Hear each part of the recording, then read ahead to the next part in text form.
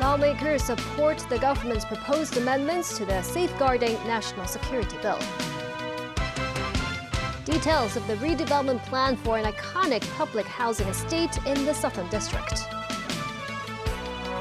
And a ship carrying food aid now on its way to Gaza as Israel plans to move displaced Palestinians in Rafah to another part of the Strip.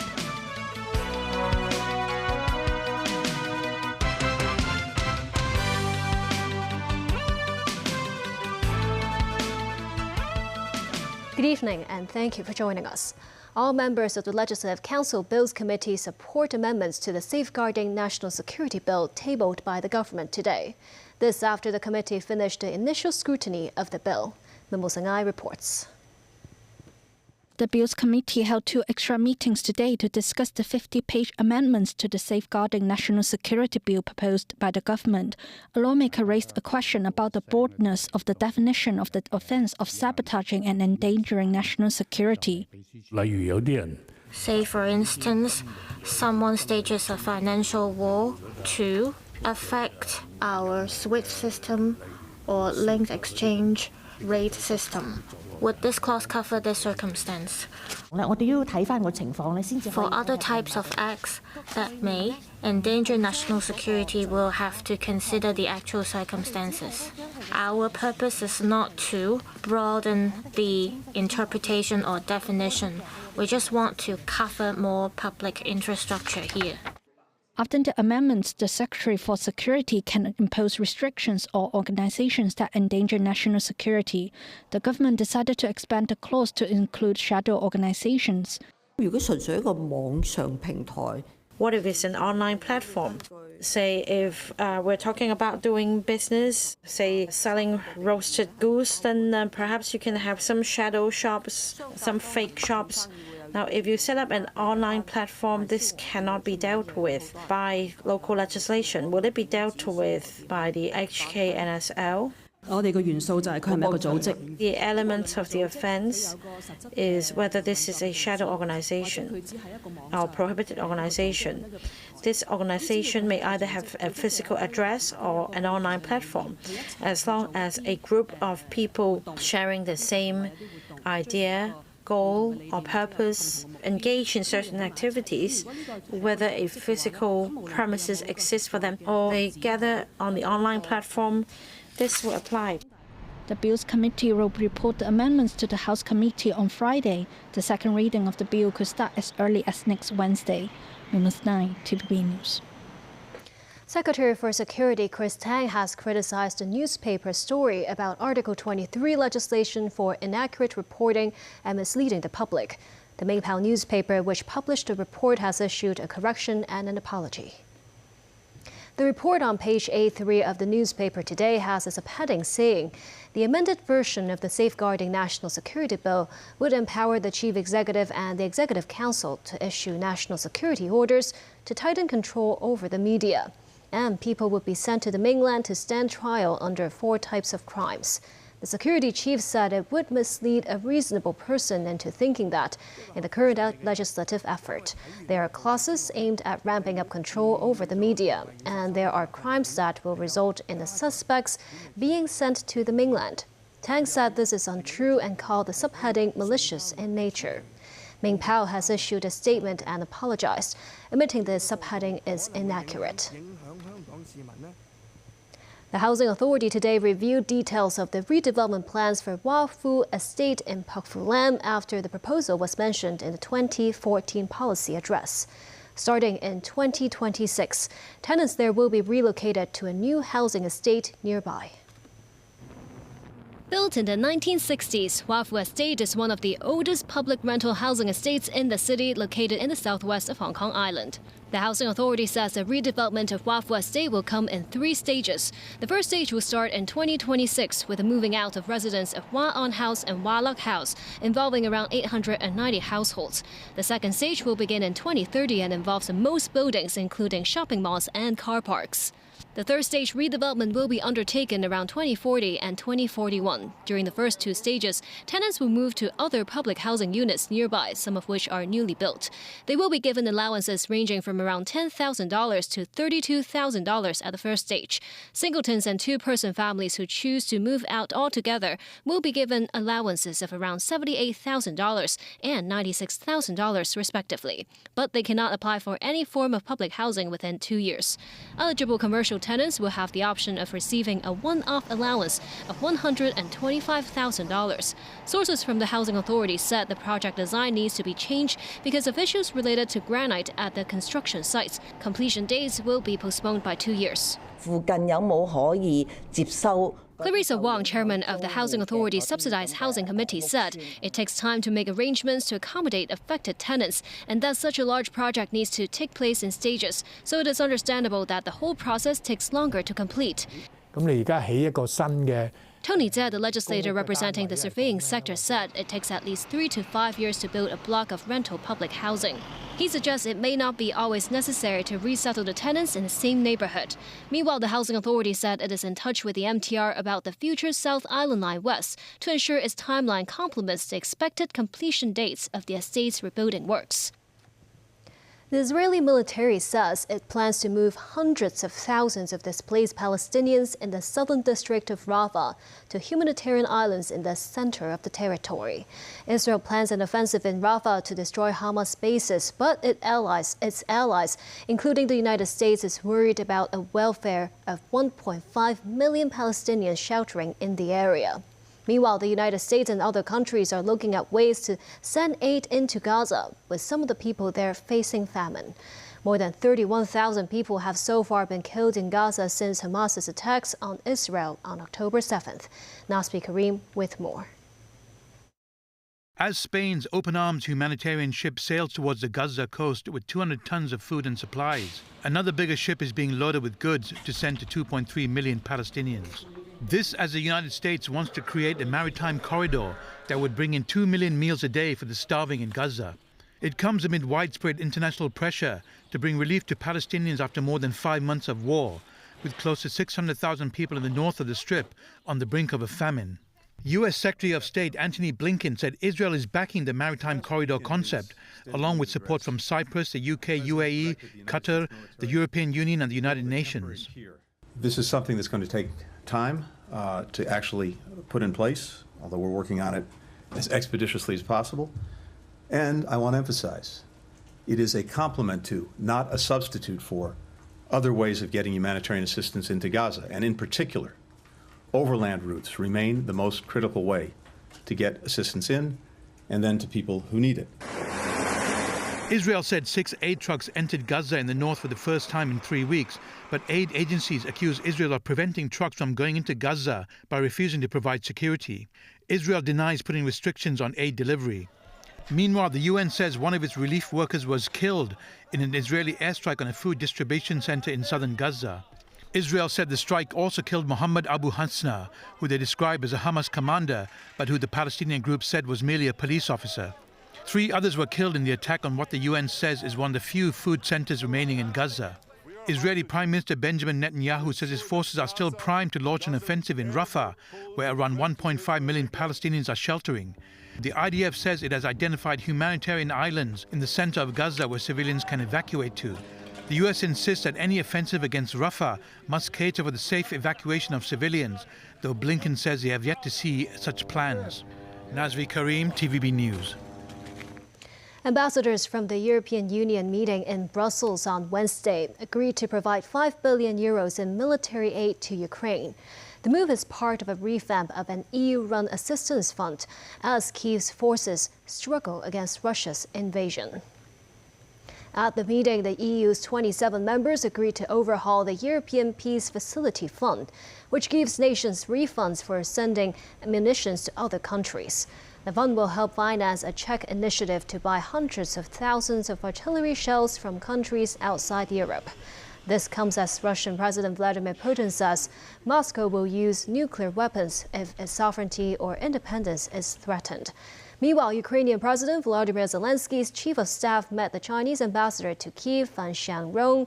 Andrew Yermak and Fan followed up on discussions last week with Li Hui, China's special representative for Eurasian affairs, on preparations for a world summit on Russia-Ukraine war. And the UK government is drawing up plans to stop foreign countries from owning British news organizations. It would give ministers the power to block attempts by Abu Dhabi's Redbird IMI to buy the Telegraph.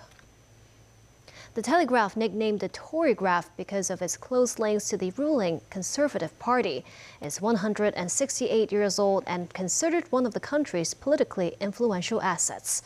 Stephen Parkinson, the culture minister in the House of Lords, said the government would move to prevent foreign states from having ownership in British newspapers. Redbird IMI is run by former CNN boss Jeff Zucker, but the majority of funding is from Abu Dhabi in the UAE. Still ahead, an update on the situation in Haiti after the Prime Minister announced he would step down. The Consumer Council finds some anti-wrinkle eye cream products contain allergens. And the Wan Chai Harbourfront event space will open to the public tomorrow.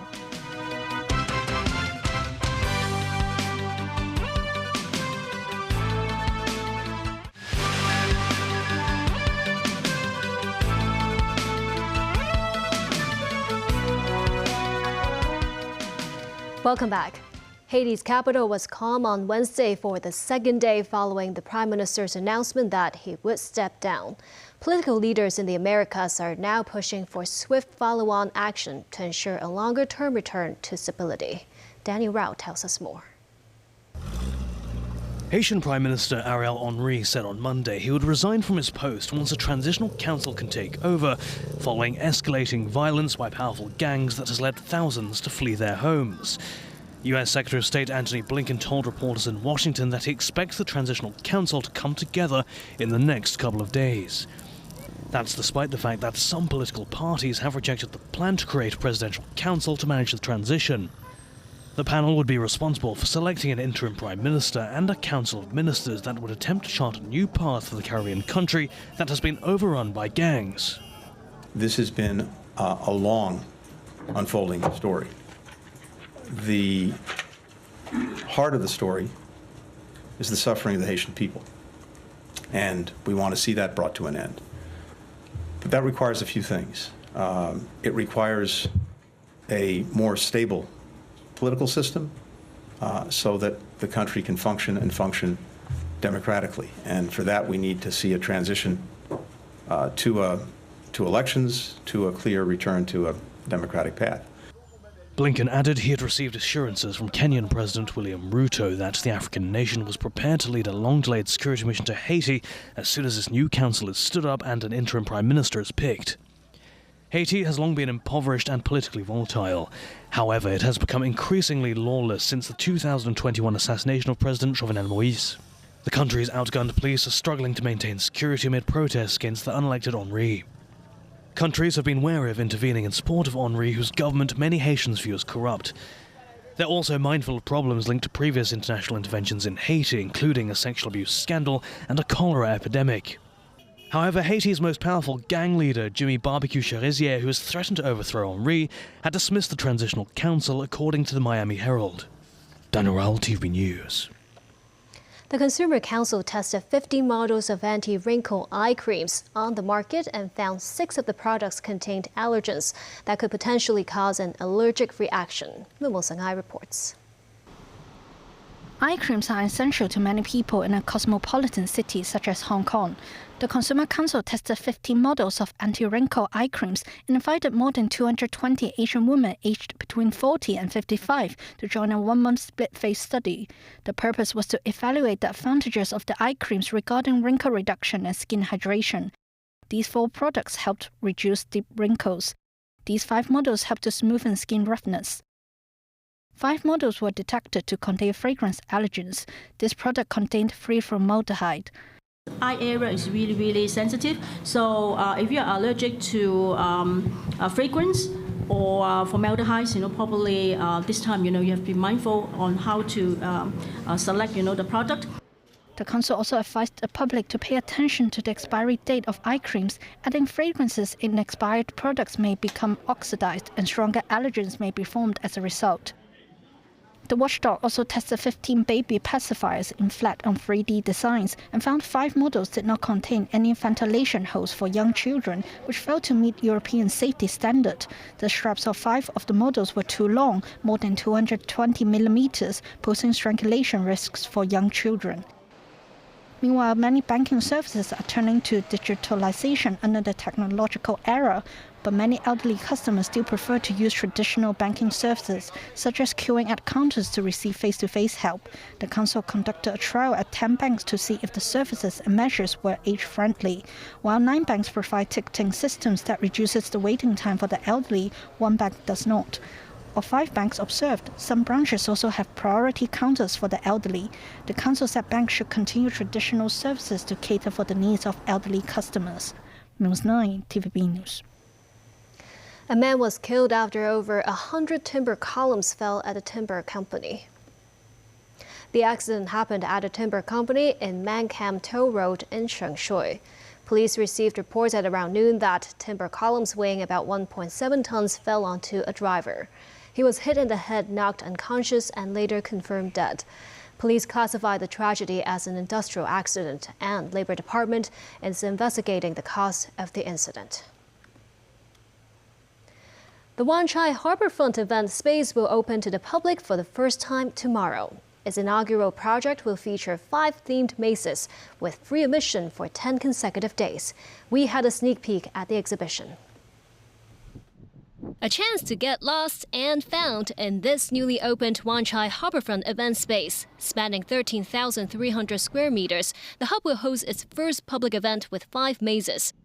Each one comes with a different theme, including this Lost in the Woods maze, inspired by Hong Kong's iconic bamboo scaffolding structures. Its designer said the exhibit symbolizes the city's development with an element of sustainability. Bamboo is a fast-growing material. You can also kind of mimic or have a feeling that also kind of mimic the city, the character of Hong Kong, which is fast-growing. Another thing is just like because of this site, it's going to be temporary, so we use the bamboo, so hopefully we can recycle, reuse it in the future. The exhibition's curator, who is also the designer of this mirror-themed maze, hopes the labyrinth offers a new perspective to see the city. You immerse yourself into the journey, such as this one, the mirror, and then you see yourself in the mirror, reflecting yourself, and throughout the journey, you have different inspirations. So that's why maze is a good platform and medium to apply different creativities. She also hopes a newly opened section of the Wan Chai Promenade can offer one more choice of public space for families in Hong Kong to enjoy. These inflatable air maze is mainly designed for kids with hidden corners and passages. It's also open for adults, but it might be a little bit more difficult for us to navigate given these barriers. The exhibition will be open to the public for free until March 25th. The week-long Hong Kong Flower Show will open tomorrow, and members of the media had a preview today. Located at Victoria Park in Causeway Bay, the theme of this year's show is Floral Joy Around Town, with Angelonia being the theme flower. Legends such as the Monkey King helped create fun. To celebrate the 75th anniversary of the founding of the People's Republic of China, there was a garden of carnations of different colors fresh from the Netherlands. The entrance fee is $14 and half fare will be offered to some people, including full-time students and senior citizens. The organizer expects about 700,000 visitors to come to the show. And that's the news. Thank you for watching.